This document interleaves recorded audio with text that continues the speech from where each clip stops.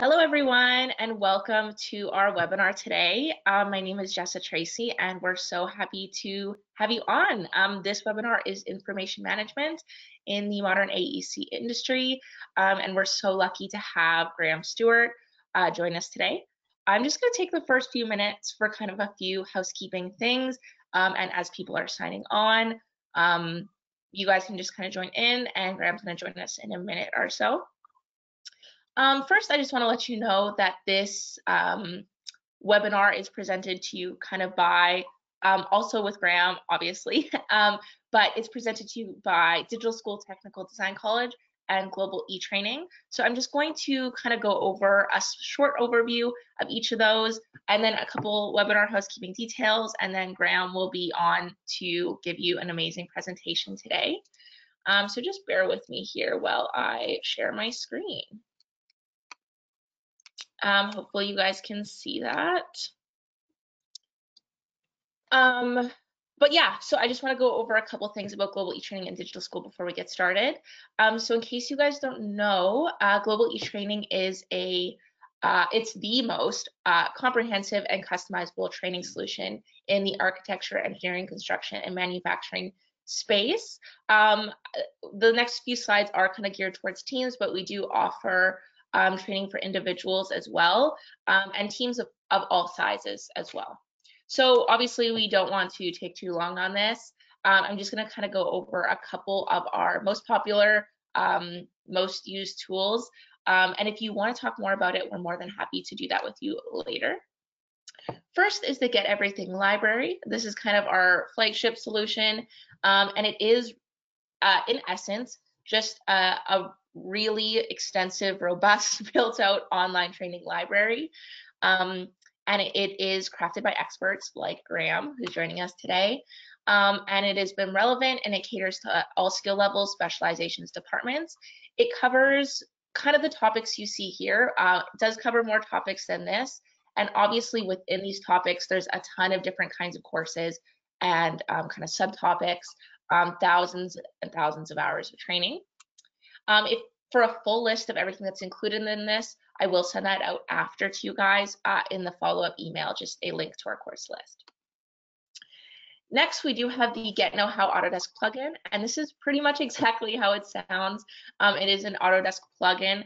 It's also an intuitive productivity tool that enables you to access our full Get Everything course content, tips, tricks, videos, training right inside your Autodesk software. So it allows you to train well being in the software and getting work done, which is really awesome and helps cut a lot of training hours, which is really awesome. Next, this is quite a bit more of a team solution, but it's the Generator Course Builder. So it's our online course building technology that allows you to create courses from scratch or modify pre-existing courses from the Get Everything library. The Generator is wildly powerful and wildly popular also. It really helps you make anything you can imagine, but most importantly, company-specific and project-specific training. So that's the Generator. And just kind of last but not least for Global eTraining, these are just some quick points about Global eTraining and kind of what makes us, like I said, the most comprehensive and the most customizable solution. So I'll just go over these quickly for you guys.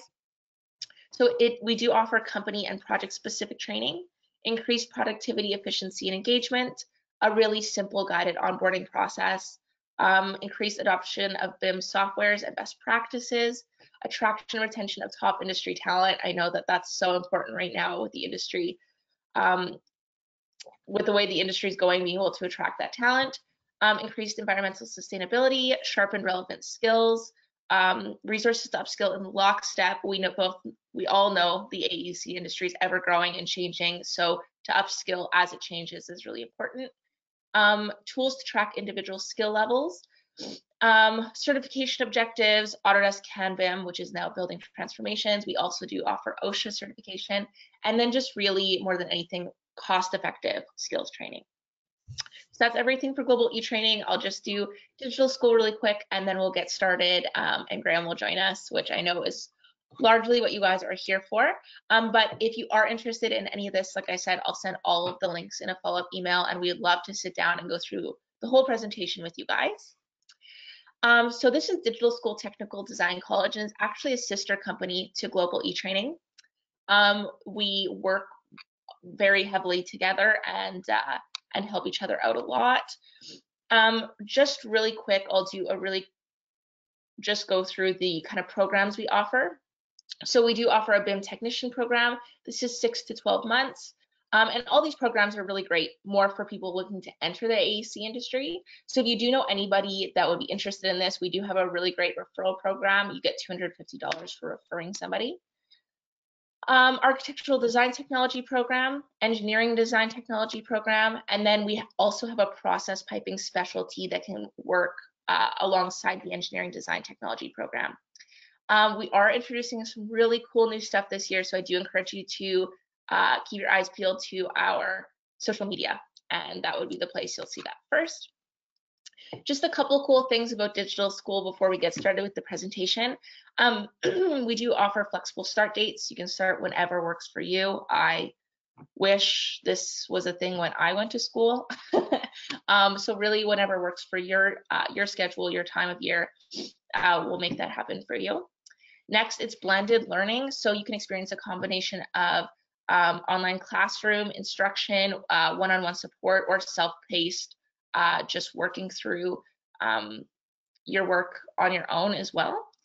And then we also do have a career placement program. So this is really great. Digital School is just really great if you're looking to enter the AEC industry quickly. All of our programs are a year or less, and we do help you get a job right soon after, which is really amazing too. And then career services. So it's mostly just student support services, helping you meet your personal academic objectives. Also, we do offer complimentary student software. So we give you 1-year access to Autodesk design software and Office 365. In addition, you do get a free subscription to Global eTraining for the time that you're in school as well. We also help with industry certifications, so industry recognized course completion certificates from Autodesk or CanBIM, which, like I said, is now Building Transformations. So that's it. I'm sorry I went through that really fast. I know that you guys are probably very excited about getting into the presentation today. So I mostly wanted to give you just a brief overview, like I said. We will be, like I said many times, sending out a follow-up email with all of this information, and we do offer weekly overview webinars for both Digital School and Global eTraining. So if you want to see the full presentations, really learn everything, please join one of those. Yeah, just a couple of housekeeping things for today's webinar. You will be unfortunately muted the whole time just because we do have a lot of people on the call. And we want to let Graham get through all his amazing information. But we do encourage you to ask questions. I think on your right-hand side of your screen, you'll have a toolbar with a little questions area.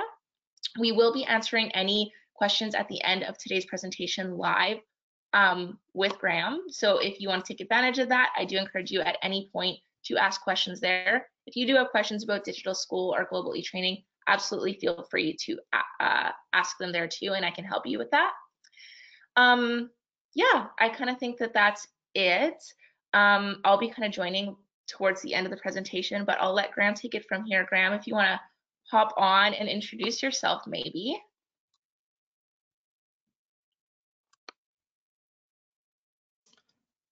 Hi. We are live. Yes, we are live here. Cool. Do you want to give me share my screen? Absolutely.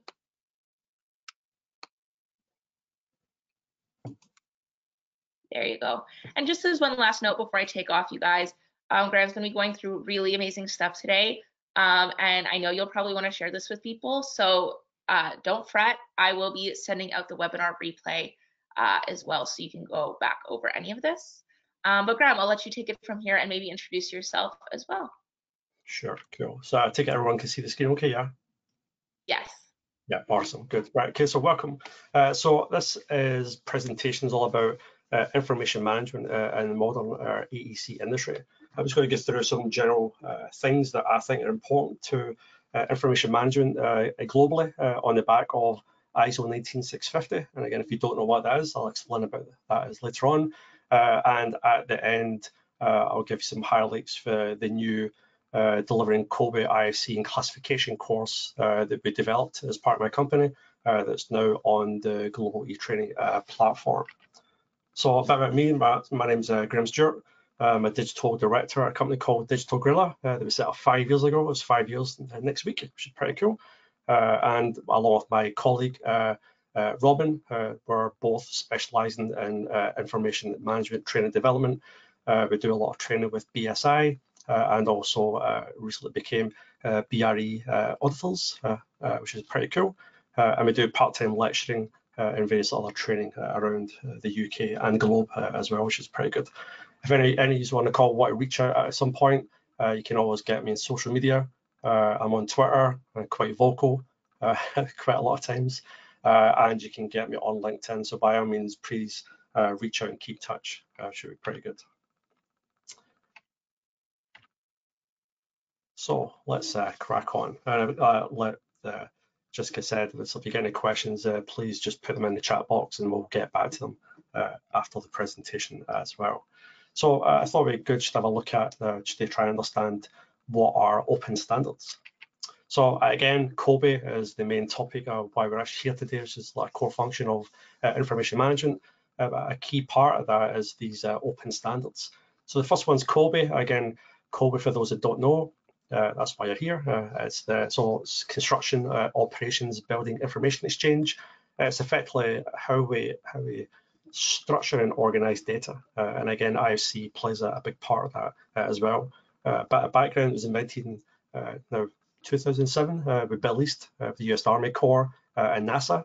And Bill and a team of people are working with Building Smart and are now looking to take COBE 2.4 up to 2.5 and beyond. So again, a shout out to industry.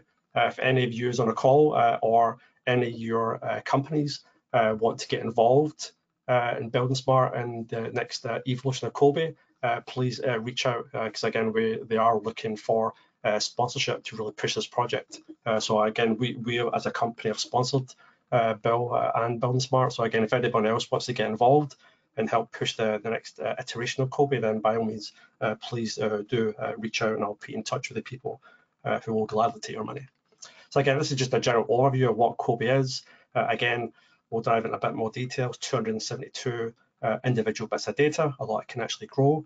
It's got 18 different tabs if you're looking at it as a spreadsheet. But again, like I said earlier, it's all about structured information. And again, IFC can be a cool part of that as well. What I effectively see on the screen here is almost like a cheat sheet that we've created for clients and our design teams to work with. Just where we think, especially in the UK, what parts of COBE you look at different stages of the REBA planner works. And again, as you do the course, this will actually become more familiar to you as well.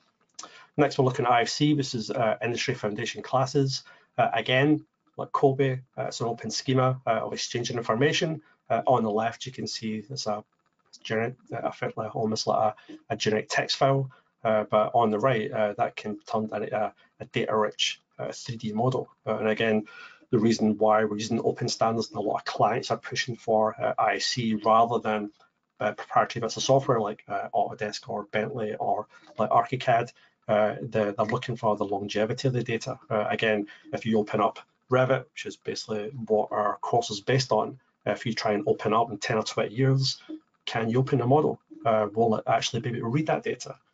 So again, it's all about longevity of what we're actually trying to achieve here. And then lastly, we get Uniclass, which is the classification system in the UK, Uniclass 2015. And again, just a bit of a high level overview. The whole point of Uniclass and any classification is try to come up with a common language. What we actually call things. Would we call buildings? Would we call spaces? Would we call products and elements and functions? What do we actually call you, the architect, the engineer, the civil engineer, landscape architect? Everyone has a code. It's all about generating a lot of common language so we can actually talk to each other a lot easier. And honestly, if we have this common code, It means we're actually exchanging information. We can actually understand it a lot easier as well, and we can automate that process, which is actually pretty cool as well. Again, this is a quick video from MBS. That's actually the main gatekeeper of Uniclass 2015 in the UK. And this just basically shows you how you can actually break things down by giving various classification codes. So we can give classification codes to buildings that we can see here. We can then break that down once we're inside the building. We can split the various spaces or rooms, as we call them. And then within each room, we can then start to locate products, systems, and elements, or components and types and assets. And again, this plays a real big part in COBie as well. It's part of COBie. Everything needs a category or a classification code. And again, I'll give you some more information about that later on. So just a high-level overview of how classifications actually work. And I appreciate that this is for the UK market, but again, Uniclass is used in lots of other countries and regions around the world as well. So why we're trying to use open standards and what we're actually trying to achieve today. Again, you see in the diagram, top left, start off with the 3D model. It's a core, almost like part of the BIM process. From that, we extract all our drawings with deliverables. We extract all our data. Don't forget the model's structured using COBie or other schemas, so we can extract that in a consistent manner. And then once we have that, that can all be then uploaded to the CAFFM or the computer-aided facility management system to suit the asset management requirements the client's looking for. Also, you can another route that's through the IFC at the bottom left, and again through the model export to IFC.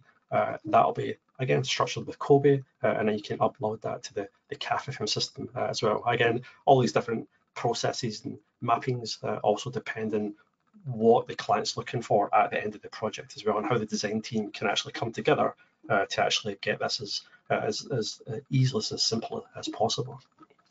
So it's just a bit of background about now some of the open standards we're using that you see in the course. So what is information management? So let's have a look at this.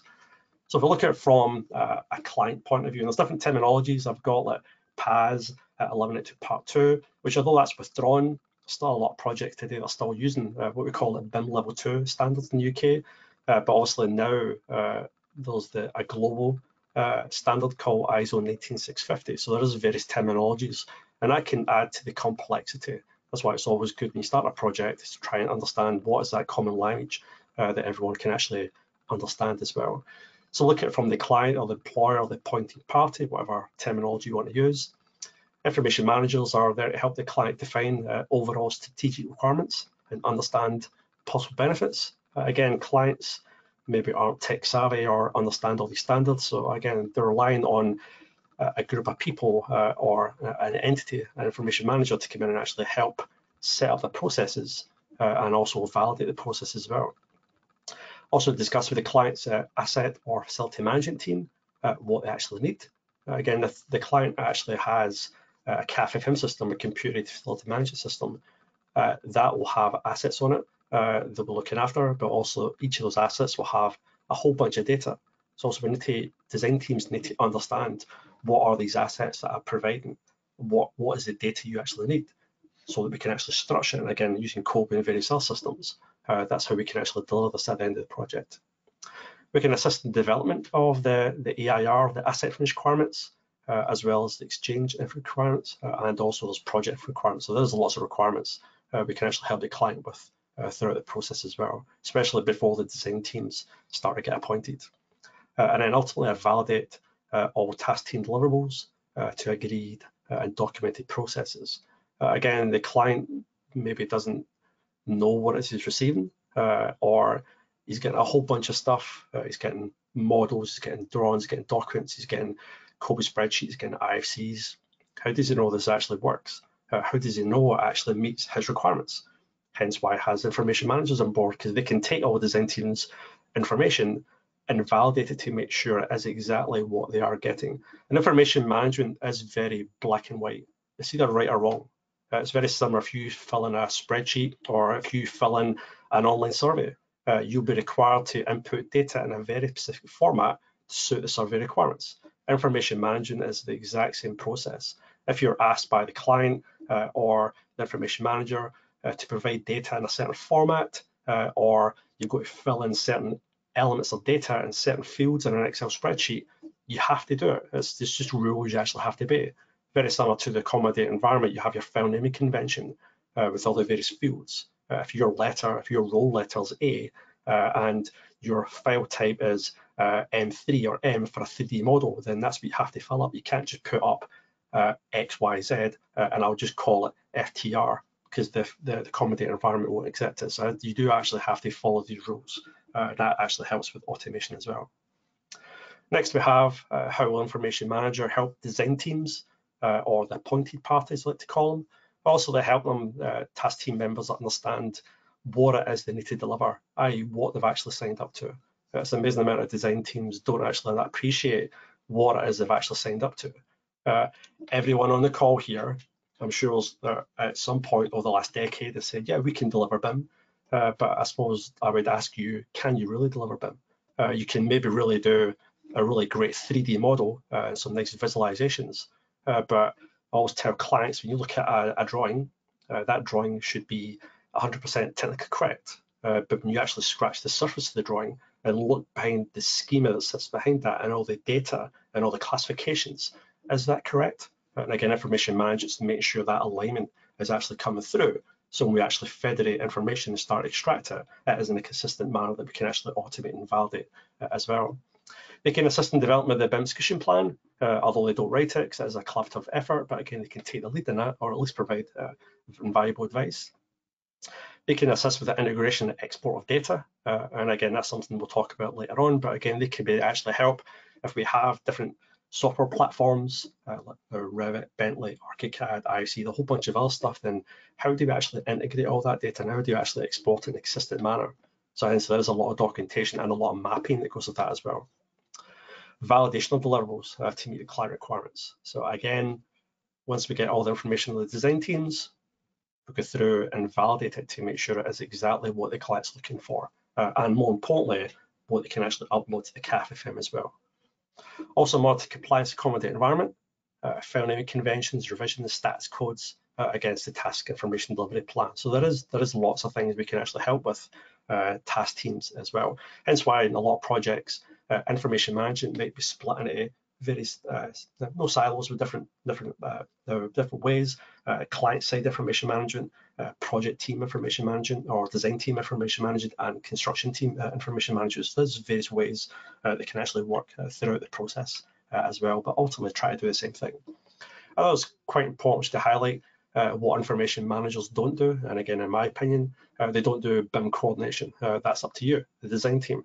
You're responsible for your own design coordination along with the lead designer. And again, there's various clauses from the old PAS 112 Part 2 or the new ISO 19650 Part 2. So again, there's various ways we have to look at that as well. You are ultimately responsible for your 3D design coordination, not the information manager. They're there more for the data and the information repository as well.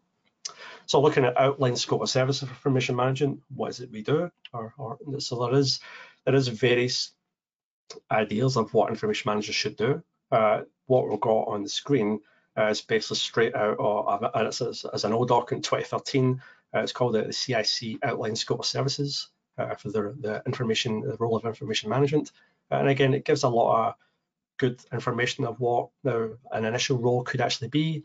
Again, establish and agree to implement an information structure, right to agree and implement record keeping of the archive model, right through to assist project team members in assembling information for project outputs, which aligns back to this mapping I was talking about earlier on.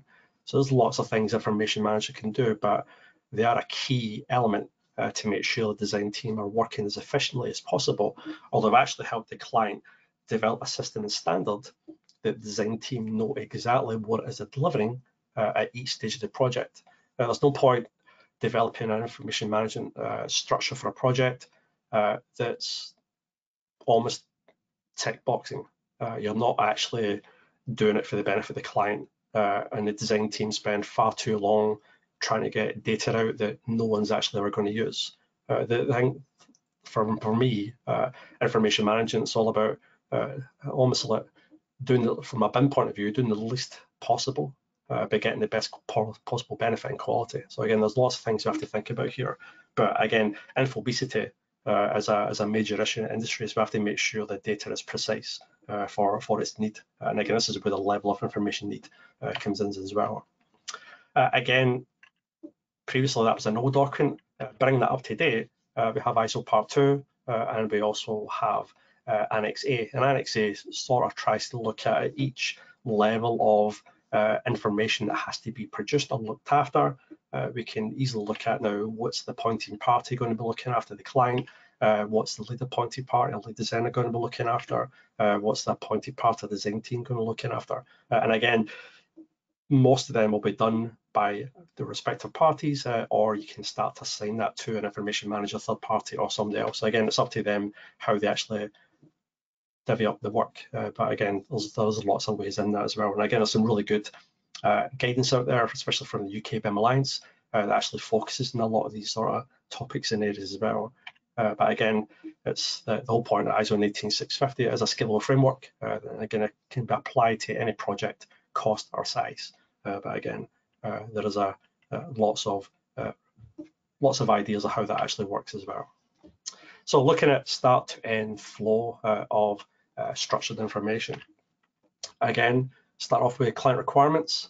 And again, I won't get these in a lot of detail, but again, these are all covered in the new ISO 19650 series. But we have a whole CSR client requirements. And again, the main ones that I've been talking about are our assets, our exchange, our project information requirements. They're almost like the key things we need to start a project. Obviously, the design team come on board. We write our BIM execution plan.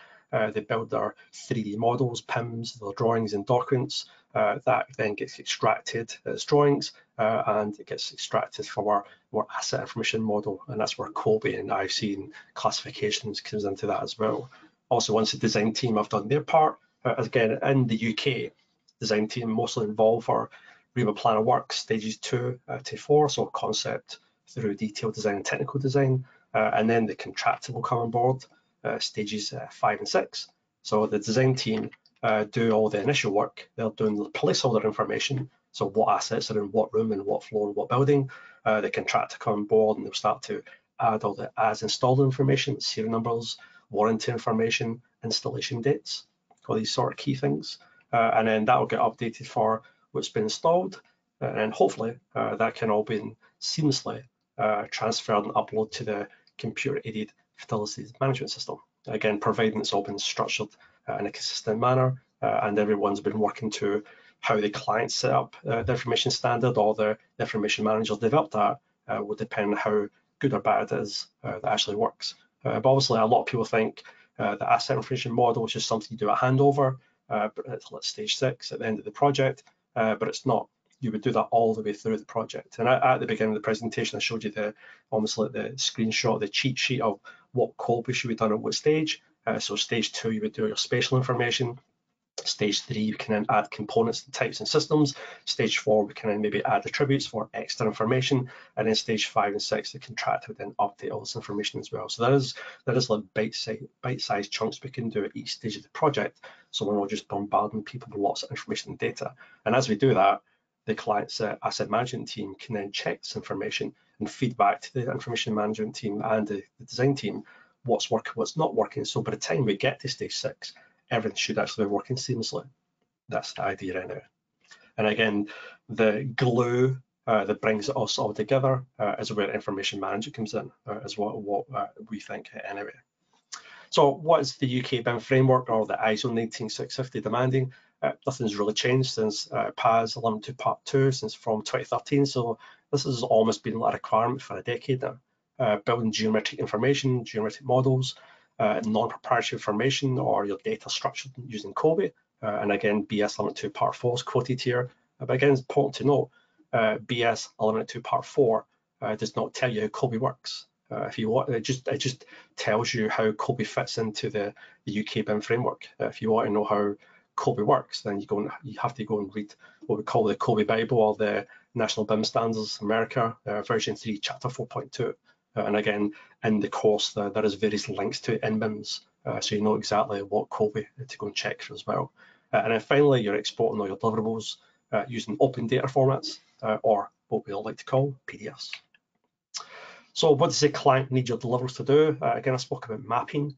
So again, first you need to work with the clients to get their asset naming strategy, make sure, and the room naming strategies, that's quite important as well. But what is their maintainable assets? Does an asset manager look after 50 assets, 100 assets, 5,000 assets? We've got some clients, especially in some of the now education, where they look after tens of thousands of assets. So understanding what that asset list is actually very, very important. So the design team know exactly what they need to provide information on.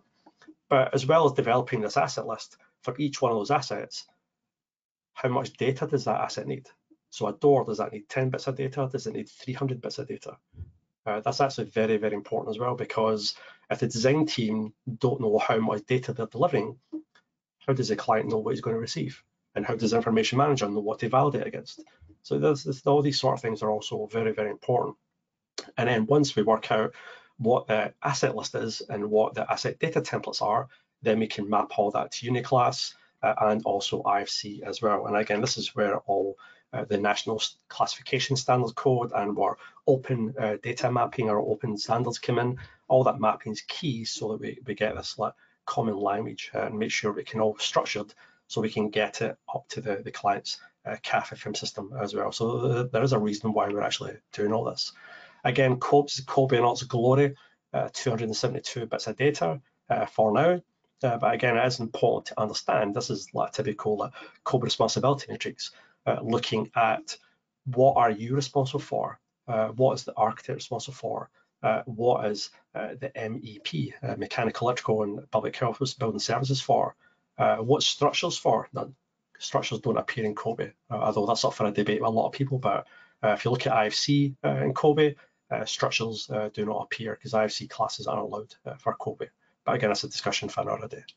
272 bits of data, so it's important to discuss with the client to understand now, out of those 272 bits of data, what is relevant to you. So again, it's important that you actually get an understanding for that or specify that this is exactly what our tender includes or does not include. Because again, that's a very important discussion to actually have as well.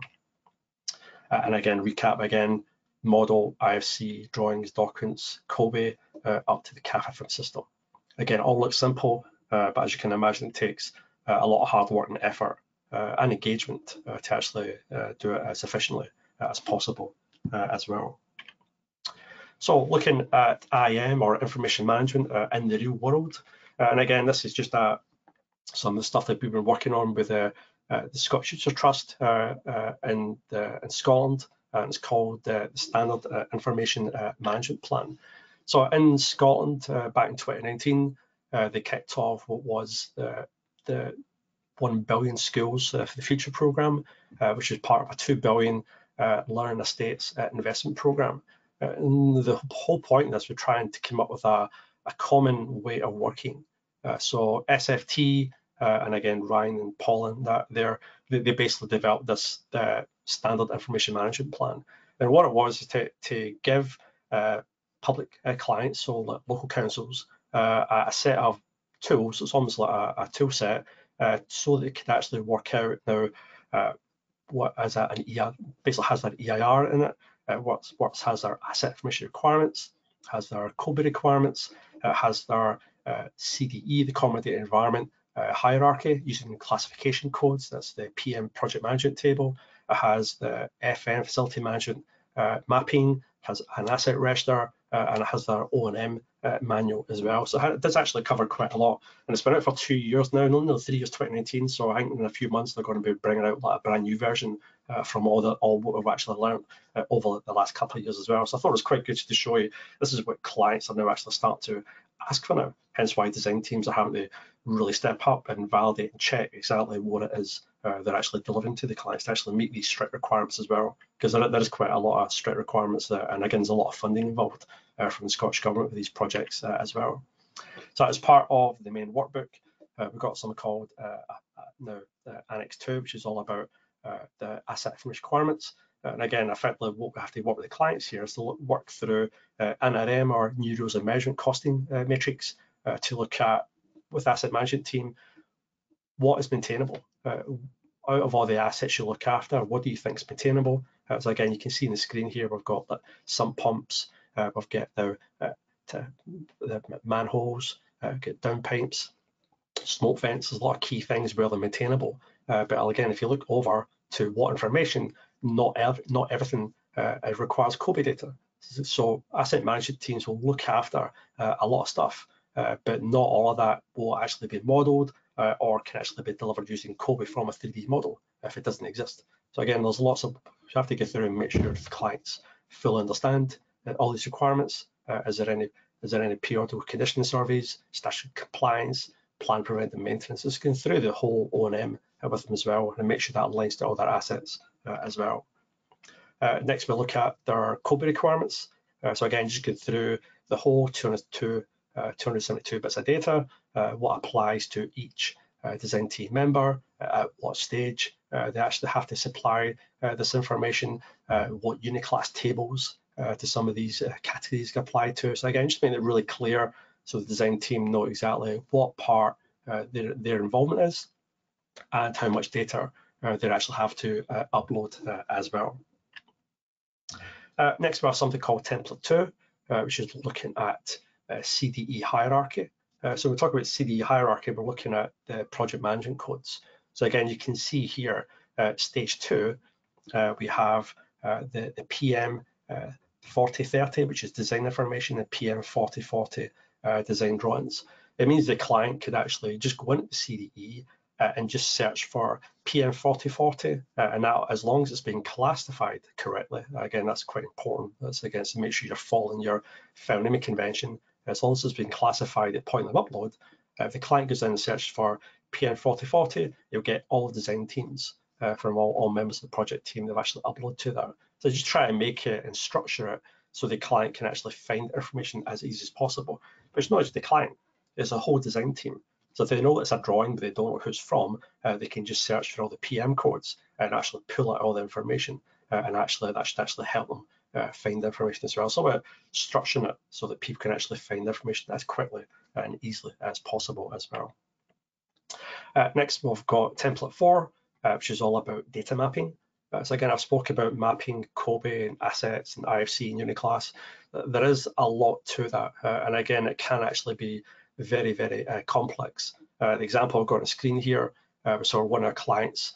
They had just over 100 main assets. Some of these were systems, but again, we had to map that to over 900 parameters to the CAFFM system. They were quite a mature client. They've been using the CAFFM system for well over 20 years. So they analyzed a lot of stuff and they inputted a lot of data. So we had to try and map all that as best we can to whatever the design team were giving us, to how we can map that to COBE, how we can finally map that to IFC, and how we can actually get that up to the client's CAFFM system as well. So that's an ongoing project. As you can imagine, it's quite complex, but again, to show you some of these things that information management now have to look after, and what it actually entails, which is a lot of work. And a lot of design teams might feel they've been forced to supply data in a certain parameter name or in a unique format. The reason for that is because of the mapping. If you don't supply in this format, in this way and that way, we can't find it, or federate all the information, or we try and extract it from Revit to Excel or whatever it is. We're trying to do it from IFC or something like that. If we don't know where it is, then we can't find it, so we can't federate all the information together. So that's the reason why we're actually doing it. So getting all this mapping done as early as possible in the project is key. So again, if you're ever involved with a project to get COBE or information management, and make sure you start asking these questions at the very, very beginning, as soon as you start the project, because if this is not documented and you get too far in the project, but by the time you get to stage 3 or stage 4 and you're trying to extract all this information, it could actually take you hours, days, or weeks to try and reorganize this information a certain way so it all can be exported in a consistent manner with the rest of the design team as well. So again, a few things just to think about there. And then finally, we have our asset register, which again is just a quick example, just showing all our assets, how that links to COBE, but finally how that actually links to how we operate it, how we maintain it, what health and safety compliance information do we actually need. And again, had the client go through yes or no, will they actually require this information, and again, finally we'll get back and we'll fill in all the SFG 20 maintenance codes and any other maintenance requirements as well. Again, that'll be done with the contractor when they start to do stage 5 and 6 handover as well. So again, there is a lot of stuff here. But again, the whole point of this SIMP is to, again, providing a consistent approach to delivering asset data, O&M across funded projects, which some public clients are now looking to adopt as a standard. And again, there's the web link up there if you're interested. Go and have a look at it. Again, it's a great tool to actually start to use to actually help design teams, but also help clients come up with a structured approach, especially if they don't really know where they're actually go down as well. So again, definitely recommend you have a look at that as well. Some of the things we do as part of information management, again, because we've got our COBE course, which we originally had on our platform, which is now on Global eTraining. Now, so we provide structured training. We provide a standardized setup. So again, we're Autodesk based. So again, we have a full Revit mapping setup for COBE, IC, and classifications, and then also providing in-depth analysis and validation. So we're helping clients validate what the design team's handing over. Again, nobody likes to tell anybody they're not doing or they're not providing deliverables to what the clients needs. But again, sometimes we have to do these validations just to show, well, you thought you were 100% COBE compliant. You're maybe only about 23%. So there's a bit more work to do. But it's amazing how quick you can turn things around. We work with quite a lot with MEP design consultants, and they have a lot of work to do. So again, we can generate reports of them quite typically. They generate 20-30%, sometimes less. But you spend a couple of days, that could get them up to 100%. It's just knowing where to put the data or what buttons to press can actually really help it get it achieved and get it over the line. So there's lots of ways we can help in that as well. And again, finally, trying to get it. Again, I've had this up a few times because it's quite important to show how the information flows. And because at the end, we start with a 3D model. At the end, we're trying to get it up to the CAF system. So again, it's always good to think about, start with the end in mind, which is something we've spoke about quite a lot in the industry over the last few years. So where we're actually trying to end up, structure the whole process to suit that going forward, and hopefully we'll actually get there in the end. So delivering COBE, IFC, and classification using Autodesk Revit, Uniclass 2015 version, the Global eTraining Edition. So what is this course? What can you actually expect? And I know there's a few people actually been signing up to this. Well, again, the course is live. There is like 8 modules. This was a 2-day course. So it's a full 2 days. You could probably easily break this down to probably a week. It's a 2 days online course. And again, basically what it's split up into, part 1, very similar like this. It's a presentation, it lasts about an hour and a half. But again, this quick 30-minute presentation has been quite high level. We do dive into a lot more detail and try to get under the skin of COBE and IFC and classifications and various other aspects of information management. What is a maintainable asset? What is data? Now, how do we map things together? So again, we try and cover the fundamentals, which is almost like what we call this is like the fundamentals or the foundation of the course. Then we get various other aspects. Part 2 looks at how we set up a system or how you set up your model, an overview of COBE and the COBE extension, because we use the BIM interoperability tools, as well as an overview of all the COBE sheets. So it's all integrated. So we don't just show you the COBE spreadsheets. We go through each of the spreadsheets and then go through the BIM interoperability tools COBE extension and see how the two of them all interact. So you know if something goes wrong, what bit you actually need to go and fix as well. Part 3 will look at the classification manager and how that actually works and how you start to add classifications to your model. Part 4 looks at how we validate inside Revit. So that's using like the model checker. So that's just a quick 5-minute video just to show you what bits to look at in the model checker. Part 5 looks at how we actually export and validate COBE. So again, it shows you how we export COBE from Revit using, again, the BIM interoperability tools, using the export spreadsheet format, and then how we actually validate that spreadsheet, either manually or using the COBE QC reporter. That's something that Billy's has provided. So again, we provide access to that as well from GitHub. And then finally, part 6 is purely all on IFC and how we actually build IFC, how we export IFC, and looking at various other aspects of ISC and classifications as well. So as well as the course, there's also a full data set that you'll get access to. There's also an online sign up to get access to further training material on our own Notion platform. So again, we've got like another 150 pages on Notion. So every part of the course, which is video based, each part we go through, it's also been written down, plus there's other tips and tricks and various other things. So this course has been built up over the last like 4.5 years. So there's lots of ideas, and every time we're doing projects, we're always learning new processes, but always updating the guidance as well. So there is lots in there. So if you want to understand it more, then definitely sign up for the online guidance, because you'll get a more in-depth analysis, as well as doing the videos to show you what to do and how to do it. The online guidance will actually give you a lot more information as well. As again, just to give you a snapshot of that. Again, if you get access to the guide, and again, as we again here, we start to go through things.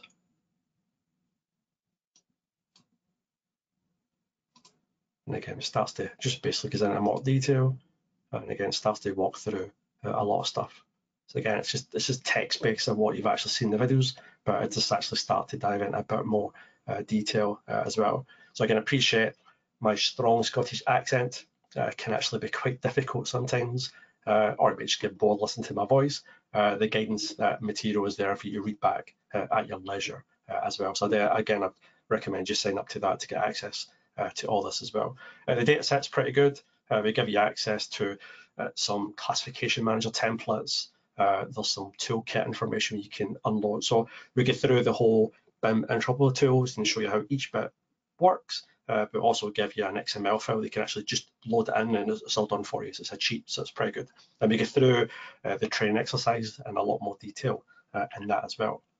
So as part of the whole 2-day course, there's also now a training exercise for architecture and a training exercise for MEP, and there's also 2 videos that follow that as well. So I think the architects walk through is about an hour and a half, MEPs about 2.5 hours. And again, the good thing about these the training exercises is, again, when you go into it, it's broken down to each bit. So again, what we've been over in the course, how to set up, how to set the code extension, again, breaks it down to almost like a cheat sheet. So the 2 days is all the hard work. This is going through, this is the top things, the top 10 things you need to do as quick as possible.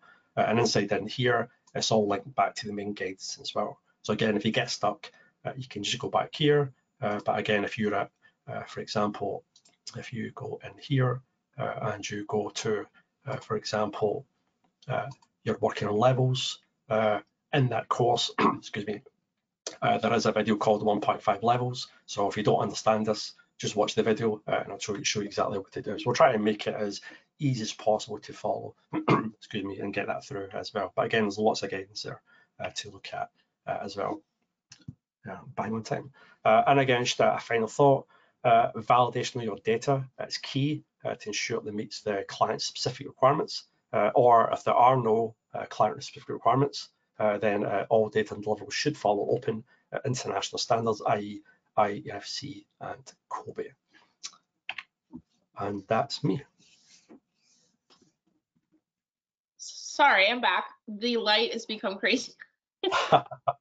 Thank you so much for giving that presentation, Graham. That was amazing. I do see we already have a question queued up here. If you guys have any other questions, now is absolutely the time. Well, we still have them. But thank you so much for doing that, Graham. That was awesome. Just while we're waiting to see if any other questions come in, I'm just going to go over, like I said, a few things that'll be in the follow-up email.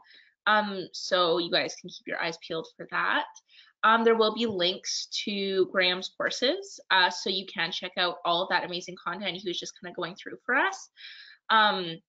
Also, there'll be links to give it a free trial if you'd like, and you can check that out there.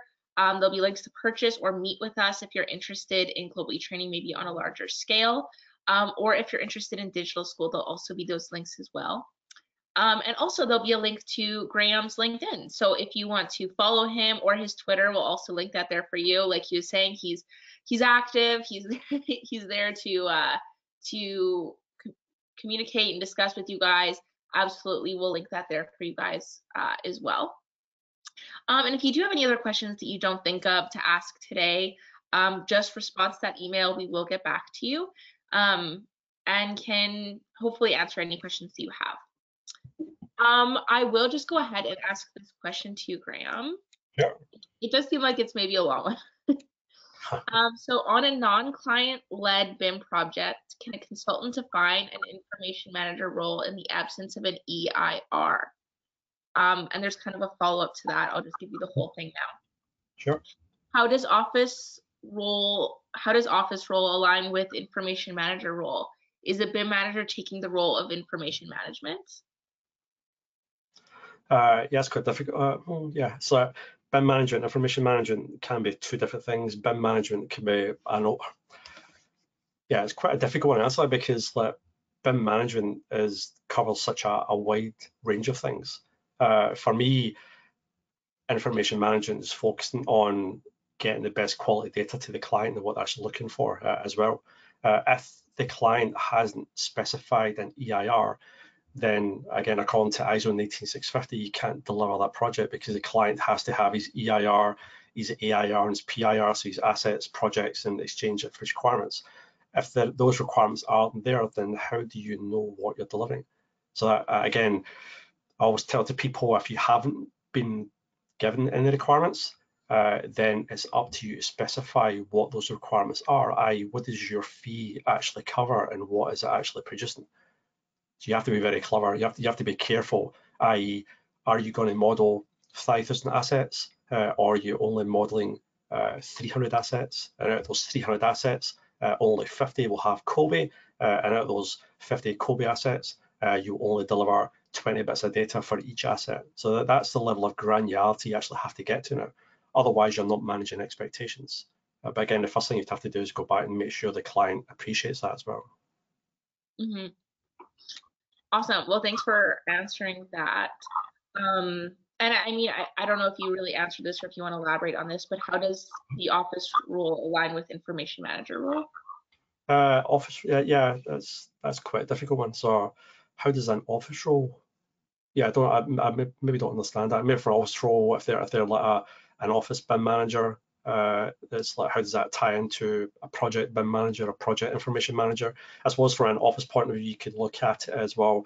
How are you validating your team's models before they actually get uploaded to the common data environment shared with the rest of the design team? That's probably a good way to look at it. So if you're like the office BIM manager, then it's up to you to make sure your staff are properly trained, they get proper support, and they know what it is they're actually delivering, i.e. you've understood or you've analysed what the information requirements are, and you've sat down with your team, internal team, and told them this is what you have to deliver, and then once they deliver it, you've actually validated it before you actually export it. And normally I have a slide that says validate, verify, validate, repeat. You also have to verify what your print is correct, and you have to validate it actually meets the requirements.